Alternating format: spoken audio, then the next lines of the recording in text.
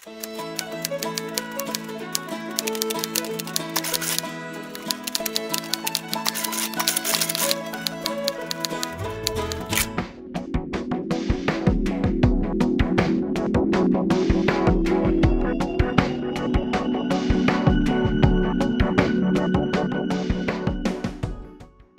did you end up being appointed to run the Lakeview Airport flight line? Well, I've been an aircraft mechanic for the last 25 years, and I was coming over here and maintaining the airplanes over here for about the last 8 years.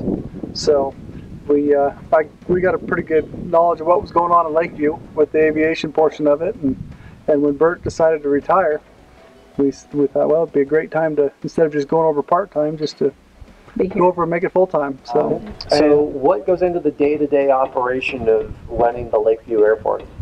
Well, we manage everything from, you know, if we need to plow the snow, we plow the snow, we sweep the pavement, take care of all the fuel, ordering the fuel, and just the overall budget for the airport. And really that's kind of the day-to-day. And in between that, we have the maintenance shop that we've opened, so that goes on full-time as well. So, can you give me some background information on the Lakeview Airport?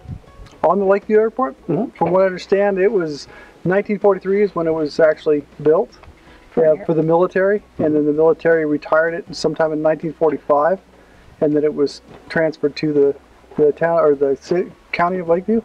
That would explain why you have such a long runway. A huge runway, yeah.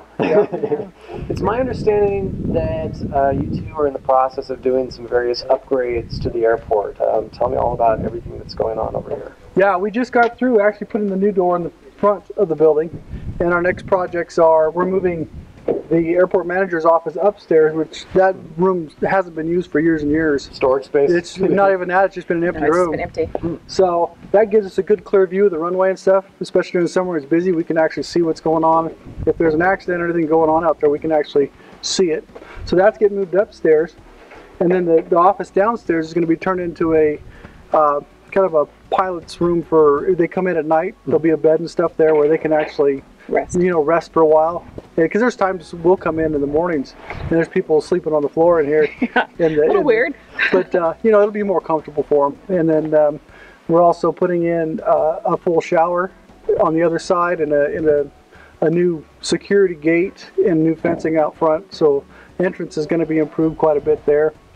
And then we're should be about September of this year, we're going to redo both of the taxiways. And then in 2015, we got a $3.2 million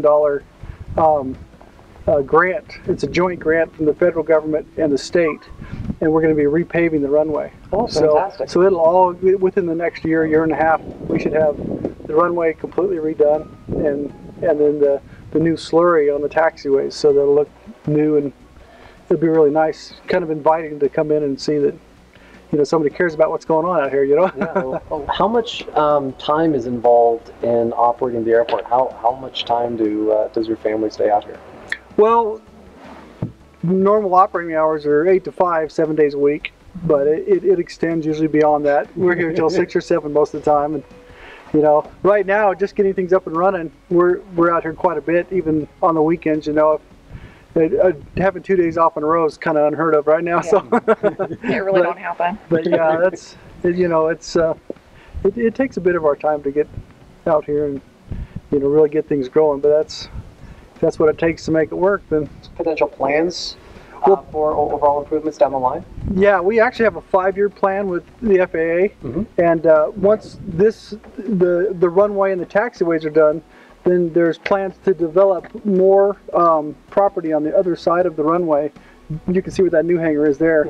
That's the start of a Oregon grant that we got, and that's going to get paved this summer coming, and then there'll be a space opened up for at least 3 more hangars there, so we can start developing that commercially. So anybody that has a business that wants to fly from the business can actually have a spot over there. So that's long term is going to be, that's where we're going to focus on setting up hangars. And the RC Club was talking to the airport about plans in the works to potentially get permission to fly out here some. Have you been involved in that discussion? Yeah. How is that progressing? It's actually doing pretty good. We're going to sit down next week, in fact, and try to get some of the stuff hashed out that, as far as keeping them out of the area, the flying area. It's got to stay, they got to be where they're not interfering with the taxiways or the runway and stuff.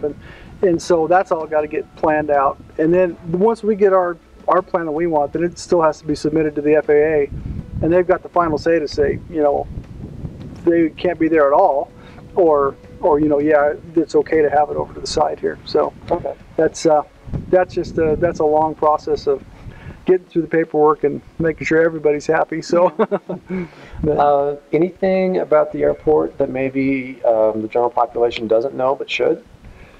Well, that it's here. There's quite a few people in town going, don't even realize we have an airport. You have an airport? Yeah. It's like, where do you work? We work out at the airport. We took it over. We have an airport? Yeah, we do. But we are, as we develop and get things done, we're going to have probably a late spring invitation for people in the valley here to come in, and we're going to have a barbecue and stuff just to kind of show them what money's being spent and why, and how it affects town, because I mean, this is the only way that we get a lot of people in and out of here on the life flights and keep them alive. The long drives, it's critical if we have critical patients, that they get out. So it'll be good to see that people in town realize that by them supporting us here, we support the airport and get it to grow. And rare is that, to have a whole family kind of running the airport? That seems kind of rare anymore, but no, we've been, our oldest son Josh, he's been working on the helicopters and the airplanes with me since he was 14. So it's just kind of come natural that he's come up in it, And Julie, same. She spent a lot of all-night repair times out in the middle of nowhere, working on a helicopter that's broken out in the middle of the woods. So, they've gotten pretty good at bucking rivets and changing out bolts and everything else. So. Phone number or email that people can get in touch with for more information, website?